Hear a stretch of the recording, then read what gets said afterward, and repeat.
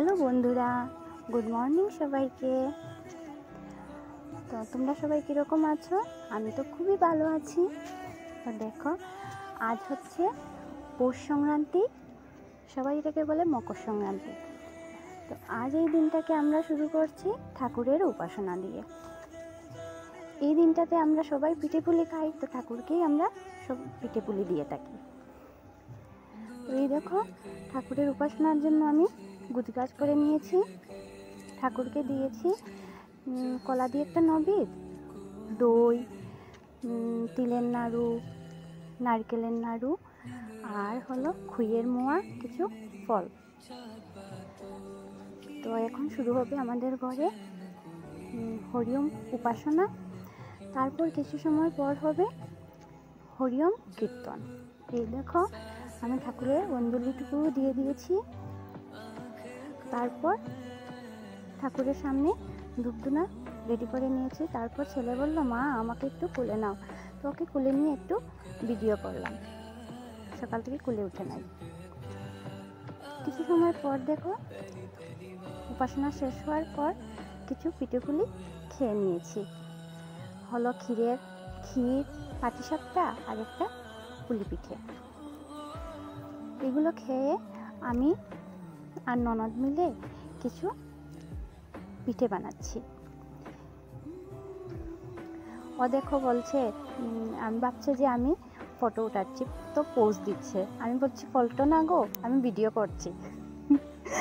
এই দেখো, পিঠে বানাচ্ছি, ও আমাকে বেলে বেলে দিচ্ছে আর আমি ওগুলো তেলে বাচ্ছি আর ভিডিও করছি। এই দেখো, এখন বানাচ্ছি আমরা হলো সবজির পিঠে।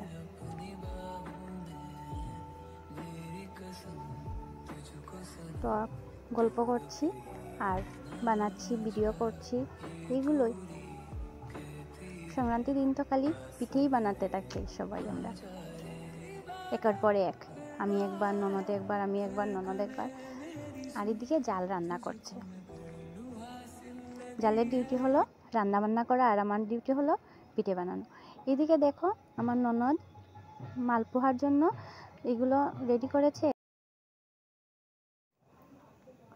তো দেখো, ওরা দুই ভাই বোন মিলে মালপোহা বানাচ্ছে। এই দেখো, শুধু একটাই মালপোয়া হয়েছে।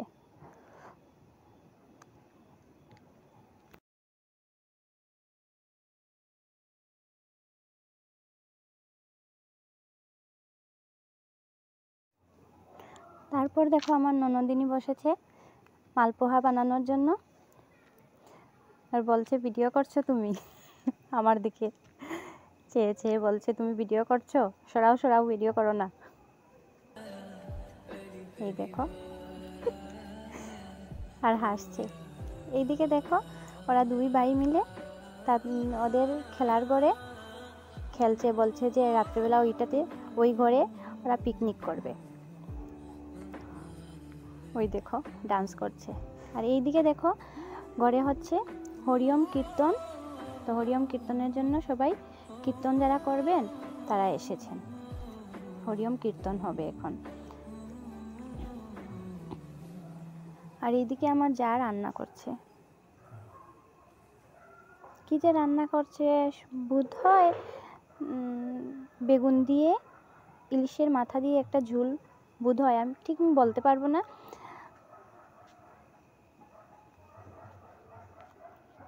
আর এইদিকে আমার শাশুড়ি মা রান্না করছেন খিচুড়ি আর ডালনা। বাইরে যারা কীর্তন করছেন ওনারা সবাই খিচুড়ি আর ডালনা খাবেন। আর এইদিকে দেখো, আমি পাটিসাপটা বানাচ্ছি। রাত্রবেলা কিছু বানিয়েছিলাম পাটিসাপটা, ওগুলো সব শেষ হয়ে গেছে। তারপর ভাবলাম যে আরও কিছু বানিয়ে নিই।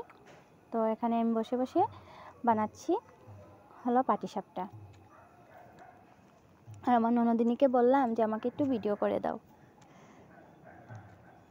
আর এইদিকে দেখো, আমার ননদিনী রাত্রবেলা চিতল মাছ দিয়ে বানাবে মুঠিয়া।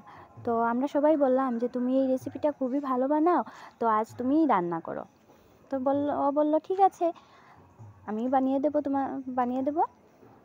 তো চিতল মাছের কাঁটা থেকে মাছগুলো সরাচ্ছে চামচ দিয়ে। ও এই রেসিপিটা খুবই ভালো বানায়, সত্যি এই রেসিপিটা ওর হাতে খুবই স্বাদ হয়, টেস্টি হয়। এই দেখো, জানি না সবাই বলে যে রেসিপিটা খুবই ভালো, সত্যি ও খুবই ভালো বানায়, কিন্তু জানি না আমার ভালো লাগে না।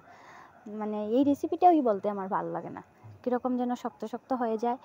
কিন্তু ও যে বানিয়েছিল রেসিপিটা সত্যি খুবই ভালো হয়েছে, সবাই বলেছেন যে খুবই ভালো হয়েছে। এই দেখো পিসগুলো কেটে নিয়েছে।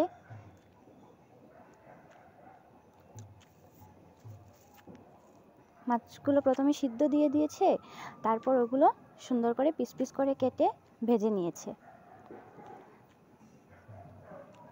তারপর রেসিপিটা কমপ্লিট। দেখো কি সুন্দর হয়েছে কালারটা। তো বন্ধুরা, ব্লগটা এখানেই শেষ করছি। Bye bye.